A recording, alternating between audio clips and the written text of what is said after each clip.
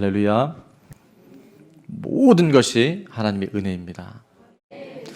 비록 우리가 제한된 지금 예배를 드리고 있지만 그럼에도 예배 드릴 수 있다는 것 전적인 하나님의 은혜고 하나님의 도우심입니다. 또 실시간 영상 예배지만 그래도 영상으로 또 예배 드릴 수 있도록 환경 허락하신 것 역시 하나님의 은혜입니다. 자, 모든 것이 하나님의 은혜입니다. 예, 우리 각 가정에서도 그렇게 한번 우리 고백했으면 좋겠어요. 모든 것이 하나님의 은혜입니다. 예, 은혜를 은혜로 아는 사람이요, 진짜 지혜로운 사람이에요. 존귀에 처하나 깨닫지 못하면 미련한 백성과 같다 그랬는데, 짐승 같다 그랬는데, 하나님 오늘 그 은혜가 은혜로 깨달아지는 우리 좋은 나무 교회 공동체 되게 될 줄 믿습니다. 자, 오늘 말씀의 제목은 하나님의 주권과 믿음의 반응, 하나님의 주권과 믿음의 반응이라는 제목으로 하나님의 말씀 증거하도록 합니다. 여기 오늘 우리가 있을 수 있는 것 하나님의 은혜인데, 그 은혜를 또 다른 말로 한다면요, 하나님의 주권이라는 거예요. 하나님의 절대적인 인도하심이 있다는 것. 그래서 우리가 매 순간 이 부분을 인정할 때 우리 안에 어떤 일이 있느냐? 변화가 일어나요. 전에는 내 생각, 내 관점으로 모든 것들이 제한됐다고 한다면 이제 하나님의 주권 아래에 있고 하나님의 은혜 아래에 있다는 것을 깨달을 때마다 전에 보지 못했던 것들, 전에 내가 미처 깨닫지 못했던 것들이 새록새록 보여주고 또 깨달아지게 되는 줄로 믿습니다. 사실 우리가요, 많은 걸 내가 선택하고 내가 결정한다고 우리가 생각하며 살아가요. 그런데 제가 질문을 한번 들어보겠습니다. 우리 중에 누구도 내가 정말 나는 대한민국에 태어나고 싶었다, 한 번도 남은 땅에 태어나고 싶었다, 그렇게 생각하며 태어난 사람 없죠. 예. 또 태어나면서 나는 이런 부모님 밑에서, 나는 태어날 때 이런 부모님이 나의 부모님이 됐으면 좋겠어 라고 내가 선택하고 결정한 사람, 예, 있으면 좋겠지만 없습니다. 지금 결혼한 분들은 지금의 배우자가 내가 내 남편 선택했고 내 아내 내가 선택했어 이렇게 생각하기 쉬워요. 그런데 조금만 더 생각해 보자면 그 남편, 그 아내 하나님이 동시대에 태어나게 하셨고 또 그 공간 안에 만날 수 있는 기회를 하나님께서 허락하셨기 때문에 우리가 만날 수 있었던 거예요. 그 수천 년 역사 속에서. 그러니까 우리가 내가 선택한 작은 걸 갖고 내가 했다, 내가 결정했다 이렇게 생각하는 것은 굉장히 어리석은 거고 어떻게 보면 굉장히 미련한 것일 수 있어요. 그래서 우리 매 순간마다 내 선택이 아니라, 내 결정이 아니라 하나님의 주권 아래 살고 있다는 것을 우리가 인정하기 시작할 때 많은 부분에 이제 하나님이 하실 일들을 우리가 보게 됩니다. 그래서 모든 것이 하나님의 주권 안에 있고 모든 것이 하나님의 은혜인 것을 깨닫는 자, 그런 은혜의 사람, 그런 지혜의 사람 우리 모두가 될 수 있기를 축원합니다. 한 예로 믿음의 조상이라고 불렸던 아브라함이 하나님께서 그를 불러내시고 그를 인도하실 때 아브라함이 의로워서가 아니라 하나님은 아브라함을 통해서 하나님의 성품, 하나님이 어떤 분인지를, 다른 말로 하면 하나님의 의를 나타내시기 위해서 아브라함을 선택하시고 아브라함을 부르신 줄로 믿습니다. 그래서 많은 민족의 조상이 될 것이다, 내가 너로 큰 민족을 이루고 내 이름을 창대케 해서 네가 바로 복이 될 것이다 라고 하신 그 하나님의 인도하신 그 약속은 아브라함의 믿음이 좋아서, 아브라함이 똑똑해서 된 것이 아니고 바로 하나님의 주권적 선택 아래 하나님이 그 약속을 이루어 가신다는 하나님의 의의가 무엇인지를 보여주는 대표적인 인물이 바로 아브라함이라는 거예요. 그래서 아브라함에게는 이삭 말고 아들이 있었어요. 근데 대부분 이스마엘만 있다고 생각하는데 이스마엘 말고 더 있었어요. 자, 이미 알고 있는 분들 말고 모르는 분들 중에서 이삭 말고 아들이 몇 명 더 있었을까요? 아브라함에게. 예, 그럼 대답할 사람이 아무도 없네요. 몇 명이 있었냐면 7명이나 더 있었어요. 몰랐죠. 근데 총 8명의 아들 중에서 하나님이 아브라함의 후손으로 그 혈통을 이어갈 자를 택한 사람은 이삭밖에 없었어요. 그래서 이삭을 택해서 하나님의 약속을 이루어 가시는 것은 이삭이 잘나서 똑똑해서가 아니에요. 그것이 하나님의 주권 아래에 있었기 때문에. 하나님이 그렇게 그 역사를 이루어 가시겠다고 하는 하나의 징표로 아브라함을 통해서 이삭을 통해서 그 일을 이루어 가셔요. 그래서 이삭은 아브라함의 육신의 아들이 분명하지만 또 다른 면에서는 하나님의 주권과 하나님의 약속을 성취하는 믿음의 아들이라는 것을 우리는 깨달을 수 있게 됩니다. 근데 그게 이삭에게만 머무는 것이 아니라 이삭의 아들들을 통해서 또 그 일이 또 검증이 되어져요. 그래서 이삭의 아내 리브가가 정말 이제 늦게, 이 집은 대보니까 노산을 하는 것 같아요. 그래서 늦게 아이를 임신했는데 임신 중에 보니까 쌍둥이를 잉태한 거예요. 창세기 25장 23절에 이렇게 되어 있습니다. 끝에 보면 큰 자가 어린 자를 섬길 것이다. 아니, 이상하지 않습니까? 아직 출산도 안 했는데, 태어나지도 않았는데 하나님이 지금 뱃속에 있는 두 아이를 놓고 큰 자가 어린 자를 섬기게 될 것이다, 이렇게 말씀하세요. 무슨 행동을 한 것도 아니에요. 그냥 아직 모태에 있는데 하나님은 큰 자가, 시겸의 에서가 야곱을 섬기게 될 것이다, 이렇게 얘기하신 거예요. 다시 한번 말씀드리면 이런 사건들을 통해서 아브라함의 후손은 단순히 혈통을 이어가는 것이 아니라 하나님의 주권 아래 하나님의 약속을 이어간다는 것을 우리는 보게 됩니다. 자, 그러면서도 이제 질문이 하나 생기죠. 그러면 하나님의 주권 아래 있다고 한다면 아무리 악하게 살아도 하나님이 어여삐 보시면 그 사람은 하나님께 쓰임받고 구원받는 사람이 되고, 다른 말로 하면 내가 아무리 착하고 내가 아무리 선하게 살아도 하나님 마음에 안 들면 아무 소용이 없는 건가? 우리가 그런 질문 갖게 되죠. 자, 그래서 오늘 함께 읽은 로마서 9장 19절에 보면 이 질문을 이렇게 던집니다. 혹 내가 내게 말하기를 그러면 하나님이 어찌하여 허물하시느냐? 그 왜 하나님 자꾸 책망하시냐는 거예요. 그리고 누가 그 뜻은 뭐냐? 하나님의 뜻이에요. 하나님이 그렇게 하셨다면서, 하나님이 그렇게 하시고 미리 주권적 선택하셨다면서 누가 그 뜻을 거스릴 수 있겠느냐? 이렇게 질문할 수 있다는 거예요. 자, 인간의 편에서는 이해하기 어렵습니다. 다른 말로 하면 우리 각자에게는 자유의지가 있고 또 선택의 자유가 있는데, 그럼 하나님의 주권 앞에서는 이게 아무 소용도 없는 건가? 우린 그렇게 생각할 수 있어요. 자, 이 질문에 대한, 이 궁금증에 대한 답은요, 우리의 관점, 우리의 눈에서 이걸 자꾸 찾아가기 시작하면 해답이 없어요. 영원한 미로 속에 빠집니다.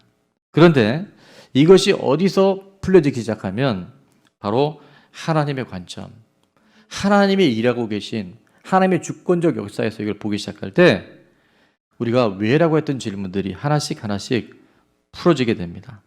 다른 말로 하면 하나님 아버지의 마음과 하나님의 그 사랑의 눈이 어디 있는지, 하나님의 긍휼하심이 어디 있는지를 보기 시작할 때 우리 안에 그 무언가 안개처럼 먹구름처럼 껴있는 영역들이 하나씩 하나씩 사라지게 될 줄로 믿습니다.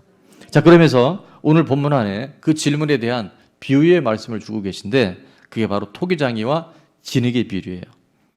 20절, 21절에 보니까 그렇게 질문하고 있는 우리들, 하나님 왜 그러면 나지도 않았는데 큰 자가 작은 자를 저렇게 섬긴다고 말씀하십니까? 했을 때 그 비유가 바로 이 토기장이와 진흙의 비유인데, 자, 20절, 이 사람아 내가 누구이기에 감히 하나님께 반문하느냐? 지음을 받은 물건이 지은 자에게 어찌 나를 이같이 만들었느냐 말하겠느냐?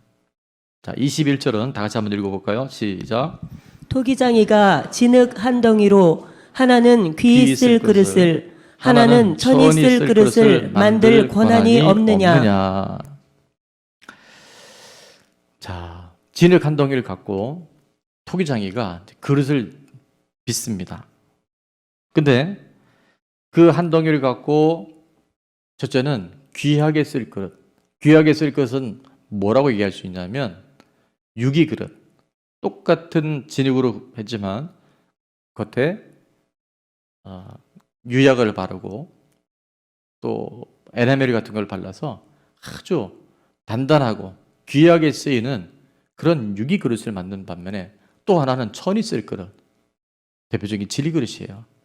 금도 잘 가고 잘 깨지고 그래서 별 가치 없이 쓰여지는 천한 그릇 누구에게 있다?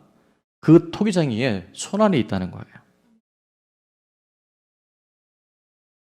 자, 그때 만약에 진리 그릇이 나는 왜 진리 그릇으로 만들고 쟤는 왜 유기 그릇을 만들어서 이렇게 하나님 불공평하십니까? 라고 질문한다면 여러분이 질그릇 입장에서는 그릇들 입장에서는 그럴 수 있겠지만 토기장의 입장에서 본다면 여러분 그게 말이 되는 소리일까요? 이해가 잘 안 가시죠? 무슨 얘기인지. 진흙을 가지고 토기를 만드는 토기장의 입장에서는 내가 용도에 맞게끔 쓰는 거예요. 귀에 쓸 그릇, 좀 천하게 쓸 그릇, 토기장에게 주권적으로 그 선택에 권한이 주어져 있어요. 그래서 그 그릇은 용도에 맞게 빚어지고 주인의 쓰임에 합당하면 되는 거예요. 자, 이걸 좀 더 쉽게 얘기하면 우리 개개인에게도 적용이 됩니다. 하나님 우리 한 사람 한 사람에게 고유한 성격을 주셨고 성향을 주셨고 우리 기질이 다 달라요. 또 아주 다양한 재능으로 우리를 하나님께서 만드셨어요. 지금 우리가 함께 예배하고 있고 우리 공동체 안에도 우리 가정 안에도요 다 달라요. 그게 저는 비교적 이 표현하는 거 전달하는 거 이런 거를 제가 봐도 좀 잘하는 것 같아요. 근데 이제 제가 뭘 못하냐면 그림 그리는 거. 저는 피카소가 그렇게 어렵지 않아요.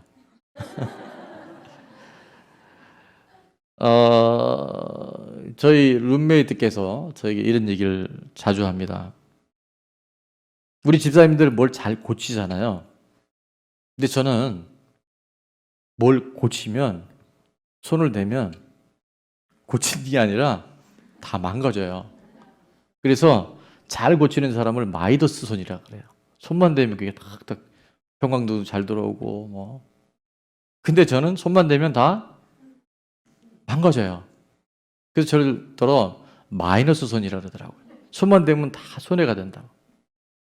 자, 제가 뭘 얘기하냐면 우린 다 다릅니다. 하나님이 쓰기에 합당하게 우리를 빚으신 거예요. 근데 우리 눈에 보기에 쟤는 저렇고 나는 이렇고 지금 이런 일들이 우리에게 너무나 많이 있다는 거예요. 자, 내 마음에 들었다 안 들었다는 것은요 결국 그게 월권이에요. 그리고 굉장히 오해하고 착각하는 거예요. 하나님이 어떤 분인지를 우리가 지금 모르고 살아가는 거예요. 다른 말로 하면요 그게 교만일 수 있어요. 다 내 기준에 내가 보기에 내가 어떤 중요하게 여기는 가치 아래 모든 걸 판단하니까 결국 우리 인생이 자꾸 힘들어지고 원망과 불평이 생길 수 있어요. 최근에 제가 읽었던 어떤 책 중에 글 중에 장애우를 둔 어머니의 글이 있었는데요. 굉장히 마음에 와닿아서 함께 좀 나누기를 원합니다. 제목은 나에게 매일이 기적입니다. 나에게 매일이 기적입니다. 둘째 아이 이름이 하준이었던 것 같아요. 둘째 하준이를 낳고 얼마 안 돼 아이에게 장애가 있음을 알게 됐다. 한 가지도 아니네요. 2가지의 희귀 난취 질환과 그 밖에 20여 개의 진단을 받았으며 죽을 고비를 3번이나 넘겼다. 나는 아이의 치료를 위해 휴직을 해야 했고 몸은 지칠 대로 지쳐 있었다. 급기야 어느 날 나는 하나님께 하준이를 좀 데려가시라고 울부짖고 있었다. 그 순간 축 늘어진 새처럼 작은 체구를 들썩이던 하준이는 산소 마스크만 주우면 금방이라도 죽을 것 같았다. 갑자기 정신이 번쩍 들면서 주님 앞에 납작 엎드려 울며 회개하고 나와 연약한 하준이를 하나님께 온전히 맡긴다고 고백했다. 모든 것을 아시는 하나님께서는 나를 가만히 안아주셨다. 그 후에도 하준이의 상태는 회복과 악화가 반복됐고 심지어 무호흡성 경기, 뇌전증까지 하게 됐다. 그러나 이제는 무섭지 않게 되었다. 하나님 아버지께서 함께 계심을 알게 되었고 하준이를 위해 함께 기도해 주시는 많은 분들이 있기에 이제는 오히려 더 담대할 수 있게 되었다. 하준이는 2년 동안 액체만 먹는 식이 치료를 하고 2015년에 경기 완전 완치 판정을 받았다. 11세인 지금도 혼자 할 수 있는 일은 없지만 나에겐 하준이와 함께하는 매일이 기적이다. 그럼에도 마음 한구석에는 죽음과 이별에 대한 두려움이 있었다. 아이와 헤어질지도 모른다는 생각을 하면 마음이 괴롭고 아팠다. 연약한 내 마음을 아시는 하나님께서 어느 날 꿈을 꾸게 하셨다. 파스텔톤의 꽃들이 만발하고 부드러운 살랑바람이 불어오는 동산 위에서 하준이가 환하게 웃으며 내 품으로 달려와 안기는 꿈이었다. 그 하나님의 사랑과 마음을 알고 난 지금은 이 땅에서의 삶에 대한 집착이나 미련은 사라지고 죽음도 두렵지 않게 하셨다. 하준이가 가장 좋아하는 너 근심 걱정 말아라 라는 찬송은 하준이와 우리 가족을 위로하시는 하나님의 음성이며 우리 가정의 신앙 고백이다. 하준이는 부족한 나와 우리 가정을 위해 하나님께서 예비하신 선물이며 우리 가족이 평생 주님 앞에서 근신하며 깨어 기도하도록 돕는 축복의 통로임에 감사 또 감사드린다. 가슴이 먹먹한 이야기입니다. 날 때부터 장애를 갖고 태어난 하준이의 그 모든 삶을 사람 편에서 인간 편에서는 설명할 길이 없어요. 그런데 그럼에도 그 절박함 가운데서 하나님을 만나고 하나님의 마음을 알게 되어주고 하나님의 사랑이 함께 하신다는 것을 깨닫고 또 믿음으로 반응하는 사람에게는 매일매일이 감사이고 매일매일이 기적의 삶이 되는 줄 믿습니다. 우리는 보이는 이 세상에서 전부인 줄 알고 보이는 것들이 전부인 줄 알고 살아가는 삶에서 우리 하준이의 가정을 보니까 이별조차도 죽음조차도 두렵지 않는 그런 하나님의 은혜가 있게 됩니다. 우리 입술만의 찬양이 아니라 우리 심령의 우리 영혼의 찬양을 하나님께서 허락해 주신 줄을 믿습니다. 너 근심 걱정 말아라 주 너를 지키리 주 날개 밑에 거하라 주 너를 지키리 주 너를 지키리 아무 때나 어디서나 주 너를 지키리 늘 지켜주시니 어려워 낙심될 때 어려워 낙심될 때에 주 너를 지키리 위험한 길을 당할 때 주 너를 지키리 우리의 주인 되신 하나님 주 너를 지키리 아무 때나 어디서나 주 너를 지키리 늘 지켜주시리 아멘. 3절 가사는 이렇게 돼 있죠. 너 쓸 것 미리 아시고 주 너를 지키리. 구하는 것을 주시며 주 너를 지키리. 어려운 시험 당해도 주 너를 지키리. 구주의 편에 거하라. 주 너를 지키리. 주 너를 지키리. 아무 때나 어디서나 주 너를 지키리. 늘 지켜주시리. 그 하나님의 마음과 하나님의 그 사랑을 알게 된 사람은 모든 환경을 극복할 수 있게 되는 줄 믿습니다. 오늘 우리 환경에 우리 어려움이 있지 않고요. 오늘 내 마음, 내 눈이 하나님의 마음과 일치되고 있느냐.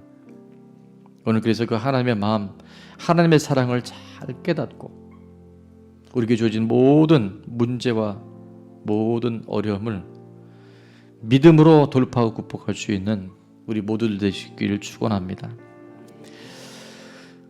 그래서 오늘 본문은 계속해서 두 종류의 그릇을 또 설명을 하고 있습니다. 22절에 보니까 진노의 그릇이 나오고요. 23절에 보니까 긍휼의 그릇이 나와요. 22절은 제가 읽겠습니다. 하나님이 만일 그의 진노를 보이시고 그의 능력을 알게 하고자 하사 멸하기로 준비된 진노의 그릇을 오래 참으심으로 관용하시고, 여기서 진노의 그릇은 오래 참음으로 관용하셨던 이 진노의 그릇은 뭐냐면 바로 이스라엘 백성을 얘기합니다. 구약에 그토록 하나님의 은혜 속에 살 때는 방종하고 죄를 범하고 타락했던 그들이 이제 주변 국가들이나 어려움을 당하면 죽겠다고 또 하나님 앞에 와서 회개하고 돌이켰을 때 하나님이 또 용서해 주시고, 또 살만하면 또 세상으로 나가고, 그렇게 반복된 죄를 범했던 이스라엘 백성들을 진노의 그릇이라고 표현하고 있어요. 하나님은 오래 참으심으로 그들을 관용하셨다, 그렇게 말씀합니다.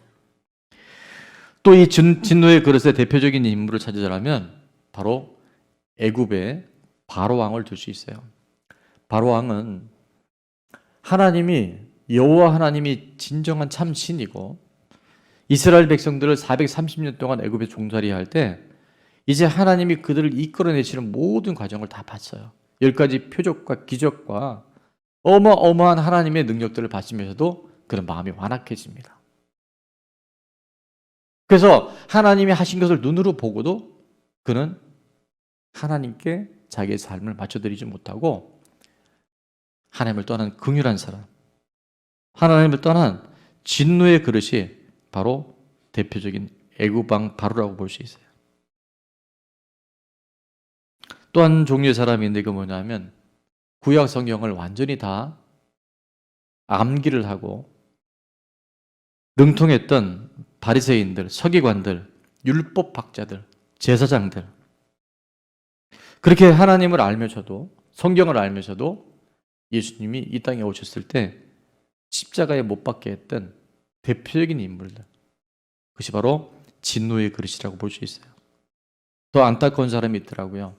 예수님과 직접 3년 반 동안에 함께 동행했던, 매일 그 말씀을 듣고 그 하나님을 직접 눈으로 봤던 제자 가운데 가룟 유다가 결국 예수님을 배신하고 예수님 팔아버리잖아요. 하나님은 모든 사람에게 반드시 기회를 주십니다. 하나님 이 땅에 단 한 사람도요 멸망받기를 하나님 원치 않으셔요. 베드로서 3장 9절에 보니까 주의 약속은 어떤 이들이 더디다고 생각하는 것 같이 더딘 것이 아니라 오직 주께서는 너희를 대하여 오래 참으사 관용하시고 선하게 기다리시는 거예요. 아무도 멸망하지 아니하고 다 뭐하기에 회개하기에 이르기를 원하시느니라. 다른 말로 하면 이 회개는요, 다 구원받기 원하신다는 거예요. 다 하나님과 함께 있기를 원하신다는 거예요. 근데 우리가 자꾸 떠나잖아요. 진노의 그릇을 우리가 스스로 쌓고 있잖아요. 하나님 오늘도 이 예배를 통해서 선포되는 말씀을 통해서 우리에게 돌이킬 수 있는 기회를 주신 줄로 믿습니다. 천년을 하루같이, 하루를 천년같이 오늘도 우리를 부르시고 계세요. 사랑하는 자들아, 주께는 하루가 천년 같고 천년이 하루 같다는 이 한 가지를 뭐하지 마라? 잊지 마라. 하나님의 마음, 하나님의 사랑을 알고 경험하는 우리 모두가 될 수 있기를 축원합니다. 그러면서 또 한 그릇이 나오죠. 그 그릇이 바로 23절에 있던 긍휼의 그릇인데, 자, 23절을 한번 다 같이 읽겠습니다. 시작. 또한 영광 받기로 예비하신 바 긍휼의 그릇에 대하여 그 영광의 풍성함을 알게 하고자 하셨을지라도 무슨 말을 하리요.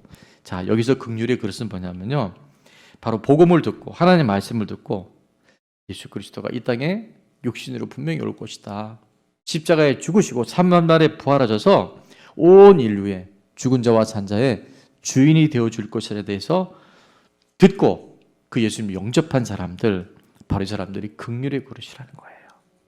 그러니까 이스라엘 백성 사람 중에 다 예수님을 부인한 것이 아니라 그들 가운데도 렘넌트, 남은 자들이 있어요.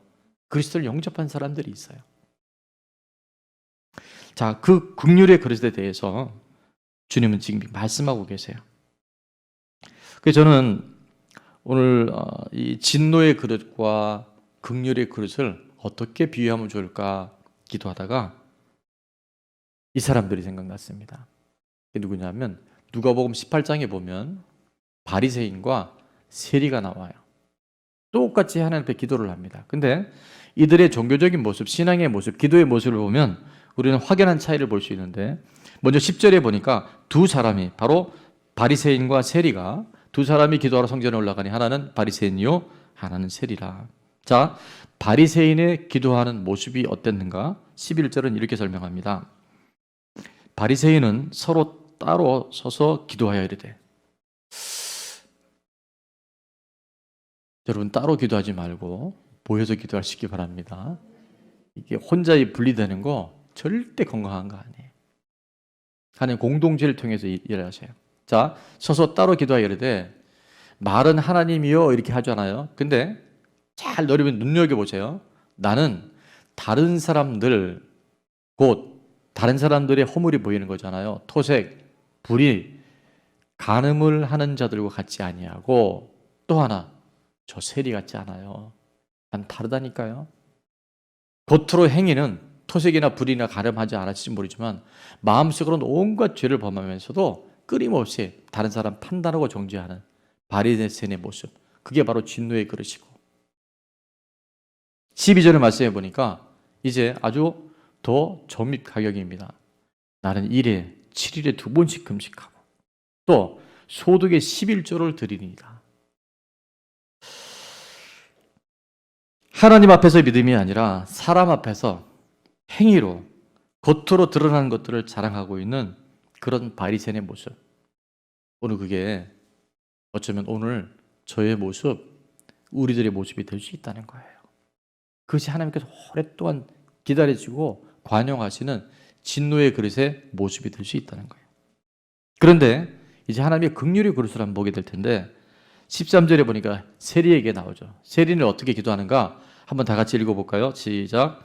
세리는 멀리 서서 감히 눈을 들어 하늘을 쳐다보지도 못하고 다만 가슴을 치며 이르되, 하나님이여 불쌍히 여기소서, 나는 죄인이로소이다 하였느니라.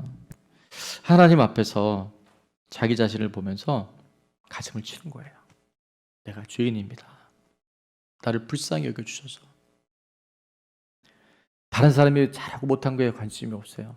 하나님의 마음, 하나님의 그 사랑이 어디 있는지를 이 세리는 계속 구하며 나가는 거예요. 다른 사람과 비교해서 행위로 비교해서 내가 더 낫다, 더 못하다. 내가 11조도 하고요. 제가요 봉사도 너무 열심히 잘해요. 제가 직분도 맡았어요. 이것이 하나님 보시기에는 바로 진노의 그릇이 될 수 있다는 거예요.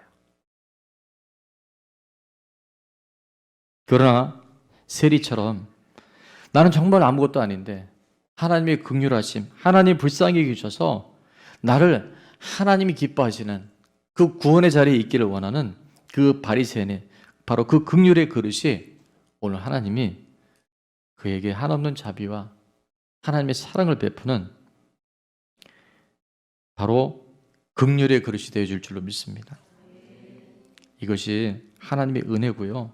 하나님 믿음을 주셨기 때문에 하나님이 우리에게 한없는 자비를 베푸셨기 때문에 예배할 수 있고 또 우리가 하나님 앞에 드릴 수 있다는 것, 그것이 바로 은혜인 줄로 믿습니다. 저도 이번에 보니까 그 사순절에 이제 아침 금식을 계속했는데 한 45일을 했더라고요. 밤 12시부터 그 다음날 12시까지. 제가 약한 것이 금식인데 45일 하고 나 보니까요. 절대 제가 한 게 아니더라고요. 정말 그게 하나님의 은혜였다는 것을 다시금 깨닫게 돼요. 우리가 오늘까지 보니까 2기 다니엘 기도를 하는데 평균 100명 이상의 성도들이 꾸준하게 지금 기도하고 있어요. 각자의 처소에서 또 교회 시간을 정해서 많은 분들이 기도를 하고 있어요. 근데 그게 다 내가 노력해서 내가 기도하는 것이 아니라 다 뭐라고요? 하나님의 은혜예요. 하나님 우리에게 기도할 수 있는 환경도 열어주시고 믿음도 주시고 건강도 주시고 그래서 우리가 기도할 수 있는 거잖아요. 그것이 바로 긍휼의 그릇이 되는 거예요. 근데 진노의 곳에 들어가게 되면요 다 내가 뭐도 했다니까요. 내가 할 만큼 했잖아요. 하나님. 이게 하나님 보시기에 가장 안타까운 사람이라는 거예요. 저는 오늘 예배를 통해서 세례와 같은 믿음, 긍휼의 그릇의 사람이 다 될 수 있기를 주의 이름으로 축원합니다. 우리 옆에 분에게 이렇게 한번 인사했으면 좋겠어요. 진노의 그릇이 되지 말고 긍휼의 그릇이 됩시다. 아멘. 오늘 마지막 24절에 보니까 이렇게 말씀합니다. 이 그릇은 우리니, 그러니까 예수 그리스도를 주인으로 모시고 사는 우리니 곧 유대인 중에서 남아있는 렘넌트 남은 자 또 이방인 중에서도 뭐 하신 자다? 부르신 자다.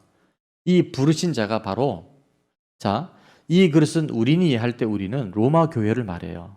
로마 교회 성도들을 말해요. 이게 지금 로마서잖아요. 그래서 이 로마 교회와 또 하나는 뭐냐면 이방인 중에서 불러내신 자들. 그것이 바로 지금 이 말씀을 받는 우리도 여기 포함된다는 거예요. 긍휼의 그릇은 그 믿음으로 반응하는 유대인들과 이방인 중에서 부르신 자들이다. 이렇게 정확하게 말씀하세요. 자, 부름을 받았다. 부르신 자는 뭐냐면 바로 교회를 이렇게 표현합니다. 에클레시아라는 단어를 써요. 에클레시아. 한번 따라해 볼까요? 에클레시아. 에클레시아는 뭐냐면 이제 이분은 또 서비스가 있네요. 자, 헬러어까지 다 찾았었어요. 에크라고 하는 단어는 뭐뭐로부터라고 하는 프롬이라는 단어. 클레시아는 뭐냐면 여러분 클레임이라는 단어 봤죠? 뭘 하다가 클레임 친다 그러죠. 무엇을 부르는 거예요. 이거 지금 이상이 있다. 근데 여기서 클레오라는 단어는 뭐냐면 불러내는 거예요. 부르는 거. 그러니까 어디로부터 불러내는 거예요. 어디로? 세상으로부터 우리를 부르시는 거예요. 어둠의 세상으로부터 빛의 세상으로 불러내시는 것이 바로 에클레시아예요. 그래서 교회는 뭐냐면 사단의 영역에 잡혀있는 이 세상으로부터 어둠의 세상, 절망과 죽음이 붙잡고 있는 그것으로부터 우리를 불러내신 것, 그것이 바로 에클레시아, 바로 교회인 줄로 믿습니다. 지금 코로나로 인해서요, 코로나 바이러스로 인해서 엄청난 혼란과 재난이 온 땅을 뒤덮고 있어요. 앞으로 교회의 방향이 어떻게 될지 누구도 예측을 못해요. 그런데 우리가 기억할 수 있겠어요. 음부의 권세가 이기지 못하는 유일한 곳이 있습니다. 음부의 권세가 이기지 못하는 유일한 곳. 마태복음 16장 18절 말씀. 또 내가 내게 이르노니 너는 베드로라. 내가 이 반석 위에 내 교회를 세우리니 음부의 권세가 이기지 못하리라. 교회라고 하는 것은요, 예수님이 정말 내 삶의 주인이 되어져서 내 삶의 모든 것들이 하나님의 통치를 받으며 살아가는 삶, 그 교회가 음부의 권세가 이기지 못하는 건강한 교회가 되는 줄로 믿습니다. 이 어둠의 세상으로부터 부름받아서 생명과 빛으로 살아가는 곳이 바로 교회라고 하는 거예요. 교회는 보이는 교회와 유형의 교회와 보이지 않는 무형의 교회가 있습니다. 지금 우리 안에 세상과 어둠에서 부름을 받아서 생명과 빛으로 삶을 살아가는 것, 또한 부름받은 사람들이 함께 모여서 예배하고 찬양하고 기도하는 것, 그 공동체가 바로 유형의 교회인 줄로 믿습니다. 여러분, 마지막 때 사탄의 전략은 매우 간단해요. 이미 세상은 다 그들이 잡고 있거든요. 보이는 것이 전부라고, 돈 많이 벌면 되고 권력 잡으면 되고 인간의 주인이 돼서 하고 싶은 거 다 하는 게, 그게 낙원이라고 생각하는 이 세상 속에서 마귀의 전략은 딱 하나예요. 교회만 무너지면, 교회만 무너뜨려 버리면 이 세상은 완전히 사단이 장악할 수 있다는 걸 알고 있어요. 그래서 사단의 마지막 공격은 바로 교회를 무너뜨리는 겁니다. 히브리서 10장 24절 25절 이렇게 말씀하죠. 서로 돌아보아 사랑과 선행을 격려하며, 서로 돌아보아 사랑과 선행을 격려하며. 지금 교회에 대한 말씀을 하고 있어요. 그리고 마지막 때 징조가 뭐냐면 25절에 나오는데, 모이기를 피하는 어떤 사람들의 습관과 같이 하지 말고 오직 권하여, 오직 권면하여. 무슨 날이? 그날이 가까울수록. 그날은 바로 주님 오실 날이에요. 그 마지막 때가 가까울수록 우리는 더욱 어떻게 된다고요? 모이기에 힘쓰라는 거예요.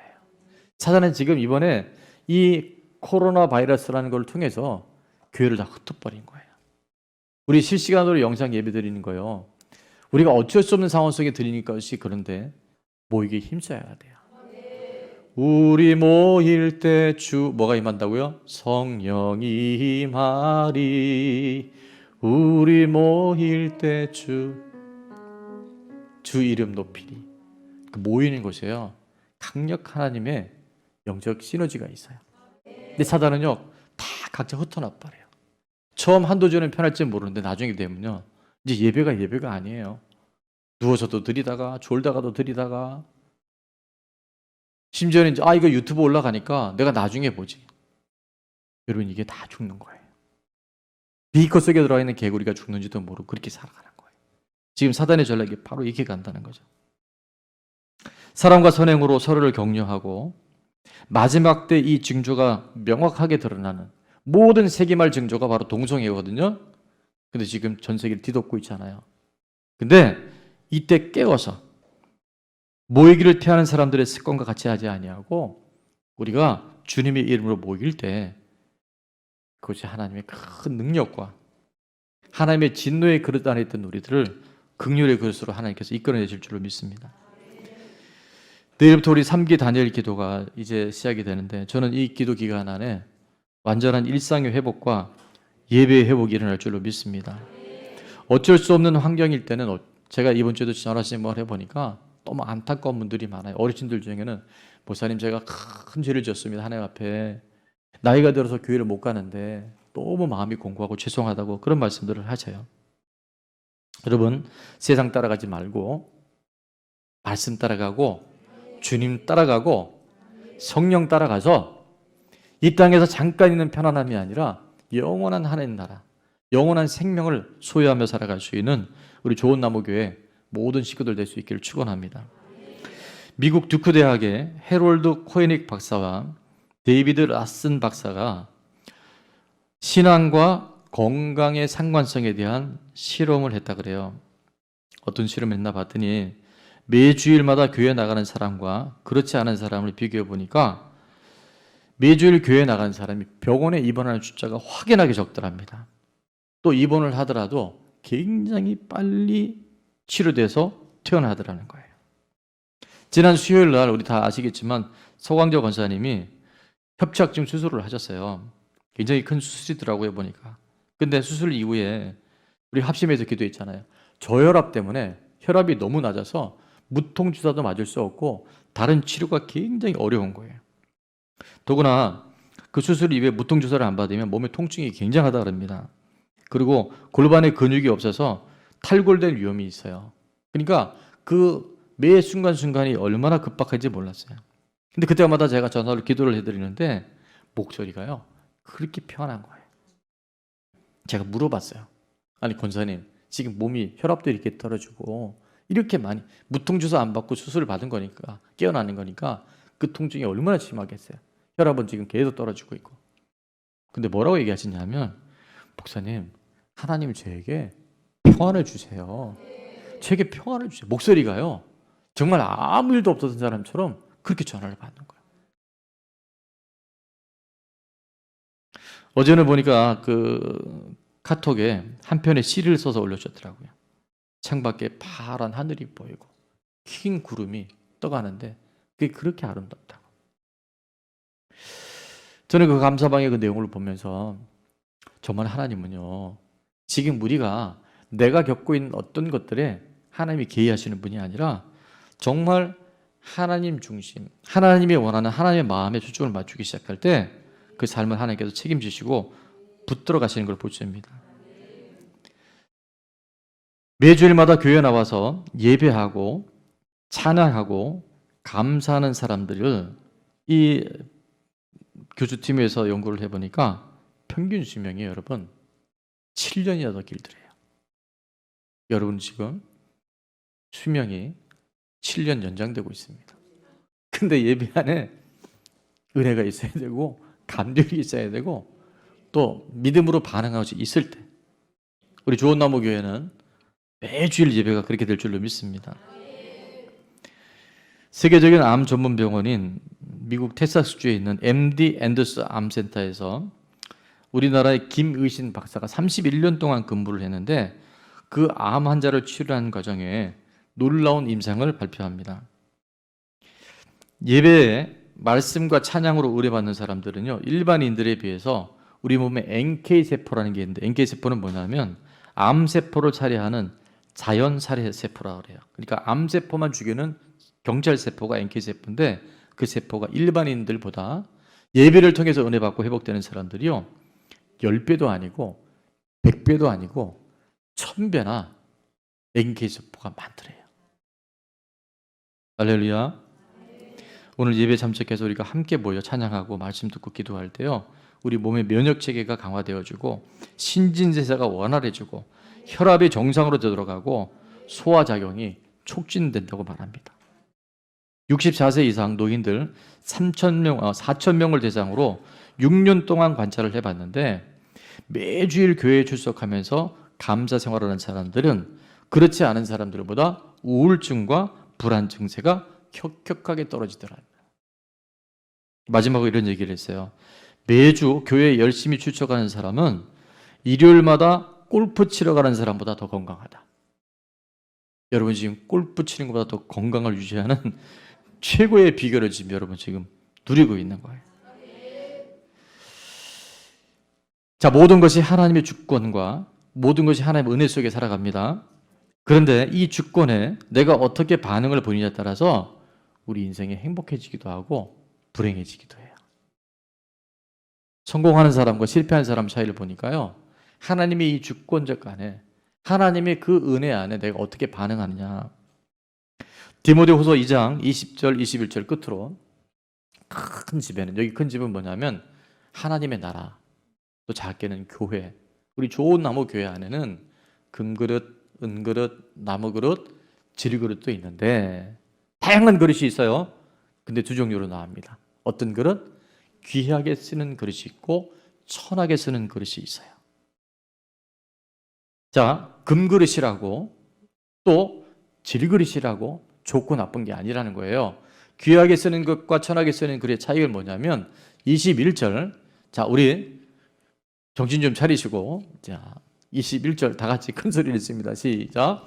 그러므로 누구든지 이런 것에서 자기를 깨끗하게 하면 귀히 쓰는 그릇이 되어 거룩하고 주인의 쓰심에 합당하며 모든 선한 일에 준비함이 되리라. 아멘. 다양한 그릇을 만드셔서 우리를 이곳에 있게 하셨는데 하나님이 쓰시는 귀한 그릇은 금그릇이 아니고 은그릇이 아니고 깨끗한 그릇, 늘 하나님의 주권에 믿음으로 반응하는 주인 쓰기에 합당한 그릇이 되어질 때 그것이 바로 하나님이 쓰시기에 준비된 그릇이라는 거예요. 100년도 못 사는 인생 속에서 하나님께 쓰임받는다는 것은 최고의 축복입니다. 자, 옆에 사람에게 하나님이 쓰시는 사람이 됩시다. 시작. 하나님은 돈 많다고 쓰지 않습니다. 착각하면 여러분 심각해집니다. 여러분 똑똑하다고, 스펙 좋다고, 얼굴 예쁘다고, 뭐 예쁜 게 좋긴 좋겠죠. 그러나 그렇다고 하면 쓰지 않으세요. 하나님 그 중심이 하나님 마음에, 하나님의 주권에, 하나님의 일하심에 반응하는 거예요. 아멘하는 거예요. 내가 이해되지 않아도 하나님이 옳으니까, 하나님이 선하시니까, 우리보다 우리를 더 사랑하시니까 그 신뢰를 갖고 살아갈 때 하나님의 지식에 합당한 그릇으로 우리를 빚어가신 줄을 믿습니다. 오늘 하나님의 눈, 하나님의 마음은 그렇게 하나님을 향한 자들에게 지금도 고정되어 있어요. 하준이 얘기를 읽으면서 참 마음이 아프잖아요. 그러나 과연 하준이의 가정이 불행한 가정일까요?